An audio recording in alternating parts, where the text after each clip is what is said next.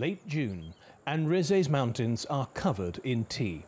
The plant thrives on the region's fertile soil and mild, wet climate. Most of Turkey's tea comes from here. We're here to meet 83-year-old Methiye Terzi, who lives high up in one of the village's oldest houses. She's run a small tea plantation here for 35 years. Over a cup of her own blend, she tells me how the business started. When I was a child, we didn't have tea. We had corn, beans, and potatoes. In the early 60s, the government gave us tea and fertilizer and made a road in this region. Before that, there wasn't tea in this area.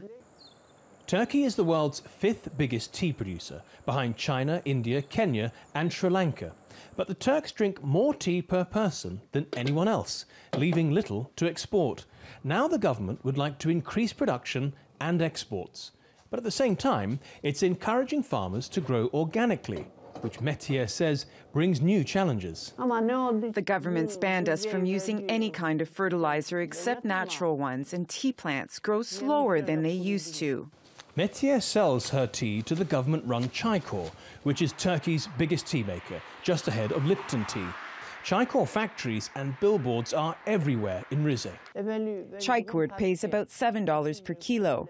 That's more than the private factories I used to supply, and they pay cash and on time.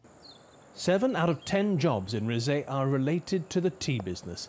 But relying on a single crop that can be easily damaged by frost or landslides can be risky.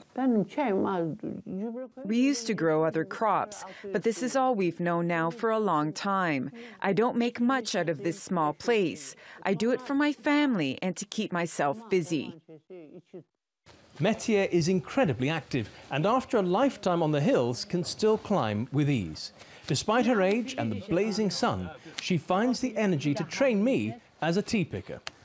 Well, Methiye has been showing us how it's done, but actually we're in between the harvest. There are 3 a year, and the next one, the second one, is in about 20 days' time. And then the hills of Rize will be full of tea pickers. At the end of the season, after the summer, practically everyone leaves these villages and goes back to the cities, and the villages are left pretty much deserted. Methiye will also leave when the tea is harvested and the summer is over. She'll spend the winter with her daughter in Istanbul. But she says, God willing, she'll be back next year to do it all again. Matthew Moore, TRT World, Rize.